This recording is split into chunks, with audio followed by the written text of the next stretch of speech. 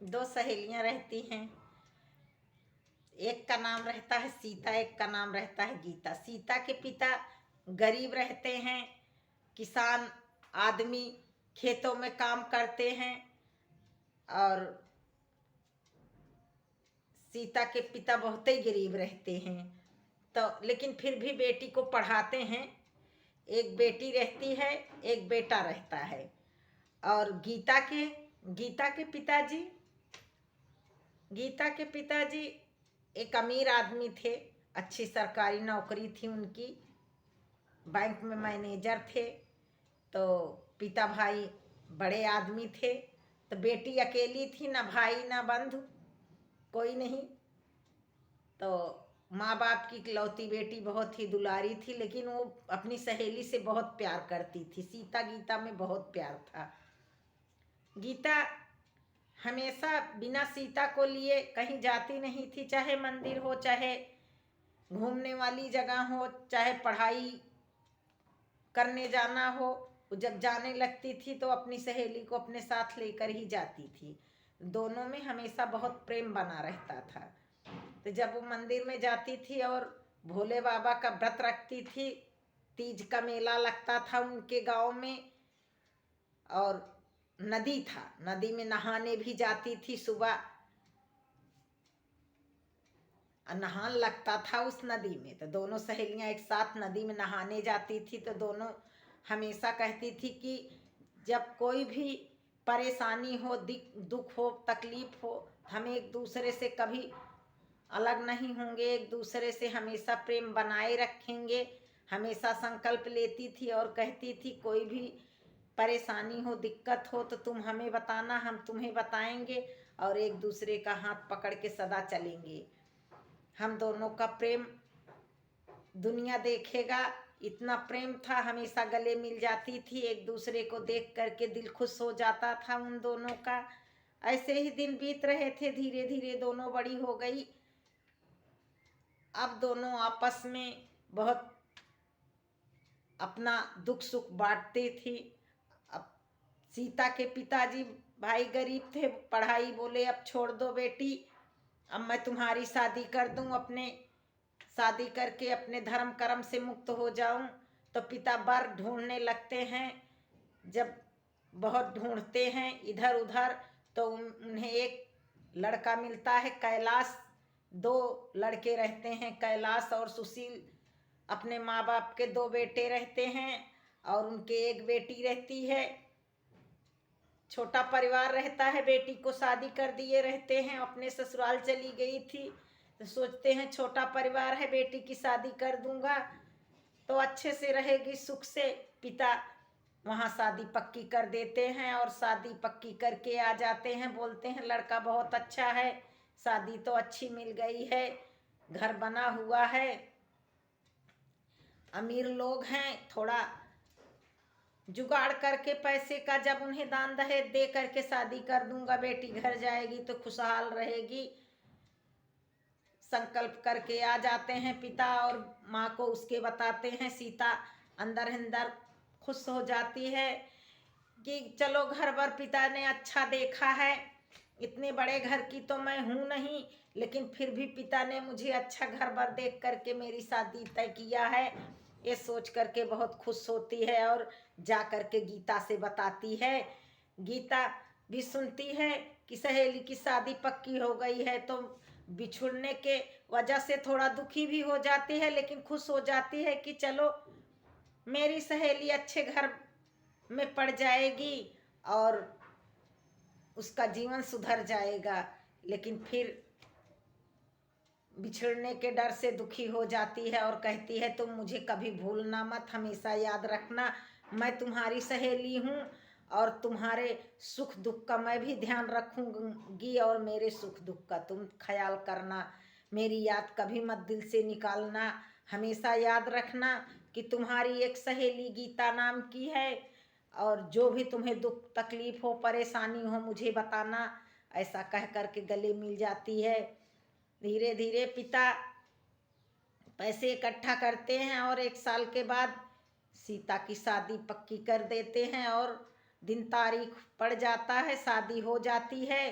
कैलाश आता है और सीता को ब्याह करके ले करके जाने लगता है। तब गीता कहती है कि जीजा मेरी सहेली को कभी परेशान मत करना, अगर परेशान करोगे तो मैं रणचंडी बन जाऊंगी और तुम्हारा तुम्हारा मैं ऐसा हाल करूंगी कि देखने लायक नहीं रहोगे। और हंस हंस के चिढ़ाती रहती है, मेरी सहेली को खूब खुश रखना, ऐसा कह करके अपनी सहेली के गले लग जाती है और हंसी मजाक करने लगती हैं सभी लड़कियां मिल करके और शादी हो जाती है। सीता अपने ससुराल जाती है। ससुराल जाती है तो वहाँ सासू माँ बहुत आदर के साथ मिलती हैं और देवर भी बहुत प्यार से मिलता है, ननद भी बहुत प्यार से मिलती हैं। सबको ये रहता है अकेली लड़की है, खूब धन दहेज पाई है। लेकिन पिता तो किसान थे, इतना दान दहेज उनके पास था नहीं, तो जो भी था अपनी औकात से ऊपर ही दिए थे। अब कैलाश खुश था, बीवी अच्छी थी।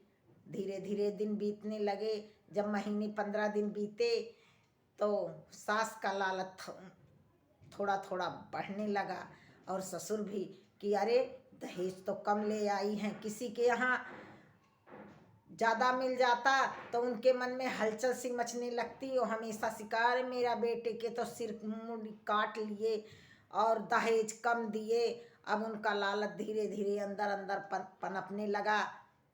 कभी कहते दहेज कम दिए हैं कह करके गालियां देने लगती थी, तो कभी ससुर मारने दौड़ पड़ते थे, तो कभी देवर जो है सही से खाना नहीं बनाई हो कह करके मारने लगता था। ननद आती थी तो कहती थी भाभी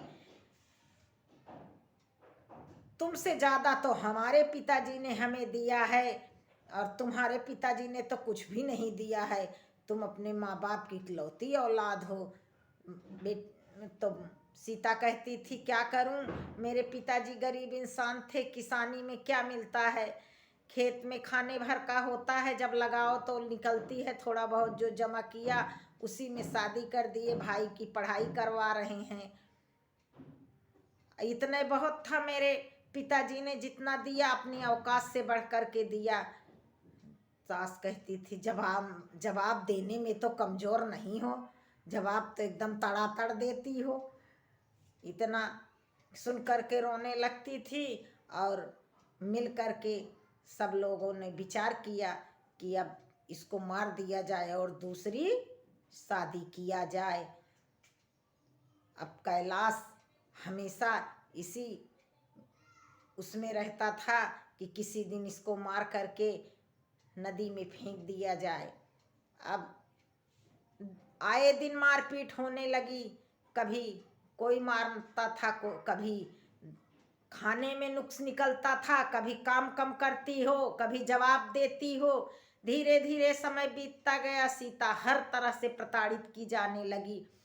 अब 6 महीने तक बीत गया, 6 महीने बीत गया और एक बार मायके गई। मायके आई तो बहुत दुखी रहने लगी। अपनी सहेली उसकी पूछती थी गीता कि बहन क्या हुआ, तुम क्यों दुखी रहती हो।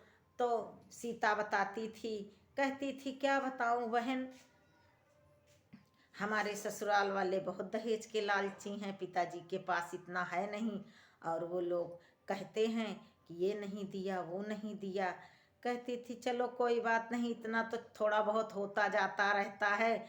अब बता नहीं पाती थी कि हमें मारते भी हैं, हमें गुस्सा भी करते हैं, दिन प्रतिदिन उनका अत्याचार बढ़ रहा है, वो नहीं बताती थी, उसे डर सा लगा रहता था। एक दिन ससुराल वाले आ गए और सीता की विदाई करा के ले गए। कैलाश जब ले करके गया तो माँ कहती है बेटा बहुत अच्छे अच्छे रिश्ते आएंगे और इसको हम लोग मार दे तो खूब ढेर सारा दहेज मिलेगा, हम दोबारा शादी कर लेंगे। बेटा कहता है हाँ माँ सही कह रही हो। एक दिन रात में सास ससुर सो जाते हैं और कैलाश पी करके आता है और पी करके आता है और बहुत मारता है। कहता है तुम 1 रुपये नहीं लेकर के आई हो दहेज में, कह करके बहुत मारता है। मार मार के सिर फोड़ देता है और जब फोड़ देता है सिर से बहुत सारा खून बह जाता है। तो ऐसे ही उनके पीछे की साइड में नदी बहती रहती है और बोरी में भर के लाश ले जाता है और नदी में फेंक देता है। और वो नदी बहते बहते सीता के गांव तक जाती है और उसी नदी में दूसरे दिन तीज का मेला रहता है और सारी सहेलियां नहाने आई रहती है। उसी में गीता भी आई रहती है नहाने। आज उसे सीता की बहुत याद आ रही है। सीता होती तो साथ में आती, हम दोनों आते और भोले बाबा को जल चढ़ाते। देखो भगवान की कृपा, लाश बहते बहते जाती रहती है और सब सहेलियां कहती हैं अरे ये तो किसी की लाश है, देखो किसकी लाश है, देखो किसकी लाश है। जब उसमें जाती हैं देखती हैं पलट करके तो उस शकल देख करके गीता रोने लगती है कि ये तो सीता है। जब सब लोग मिल करके पानी को थोड़ा निकालती हैं तो भगवान की मर्जी, भोले बाबा की कृपा, देखो थोड़ी देर के लिए सीता को होश आ जाता है। और जब होश आता है तो गीता कहती है बहन क्या हुआ, कैसे हुआ। सीता बताती है कि बहन हमारे ऊपर बहुत अत्याचार हुआ, हमने सहते सहते किसी को ना बताया। मैं सोचती थी ये लोग नहीं अत्याचार करेंगे, धीरे धीरे कम कर देंगे, लेकिन इनका अत्याचार बढ़ता ही गया। इन्होंने मुझे जान से मार दिया और जान से मार करके नदी में पीछे की तरफ डाल दिया बोरी में भर करके। ये तो कहो आपने मुझे पा लिया तो मुझे होश आ गया है। इतना कह करके जैसे ही होश आता है उसके बाद फिर उसकी आंखें पलट जाती है। इतना बता करके वो ख़त्म हो जाती है। जब वो मर जाती है तो गीता वहीं रोने लगती है और कहती है कि तुम्हारे मौत का बदला मैं ज़रूर लूँगी। और वहीं से जाती है और जाती है अपने पिताजी से कहती है कि पिताजी जाओ और कैलाश से कहना कि मैं बहुत सारा दहेज दूंगा, मेरी बेटी की शादी अपने साथ कर लो।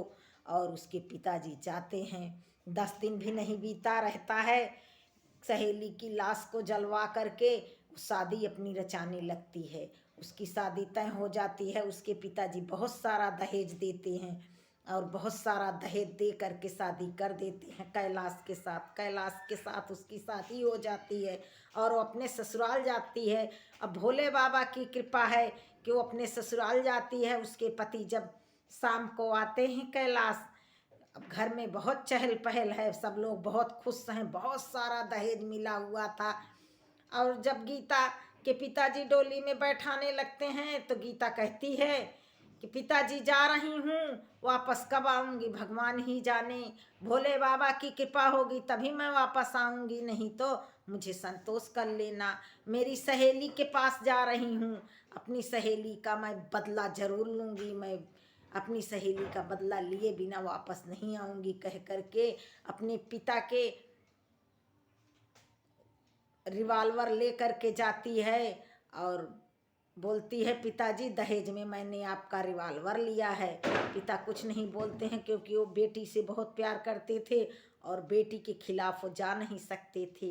बेटी तो उनका मान थी, सम्मान थी और बेटी का सम्मान उसकी सहेली में था। वो अपनी जान अपनी सहेली में रखती थी। उसकी सहेली को दुख हुआ इसलिए वो रिवाल्वर ले करके चली जाती है। उसी रात जब कैलाश आते हैं और जैसे ही गेट खोलते हैं अंदर आते हैं, वैसे गीता रिवाल्वर ले करके कहती है सब दहेज में तुम्हें बहुत सारा धन मिला है ना। बोलते हैं हाँ मैं आज बहुत खुश हूँ, मुझे बहुत दहेज मिला।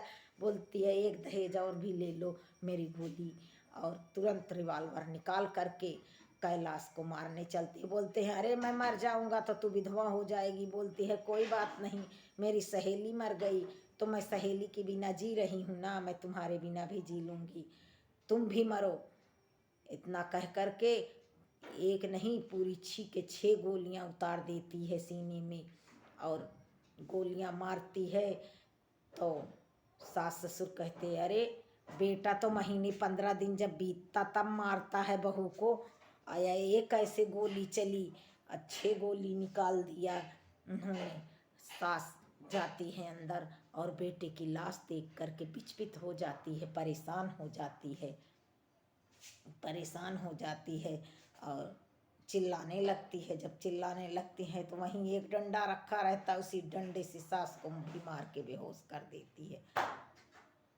उसके बाद ससुर जाता है, बोलता है बहू खोलो क्या हुआ, तुम्हारी अम्मा भी चिल्ला रही हैं।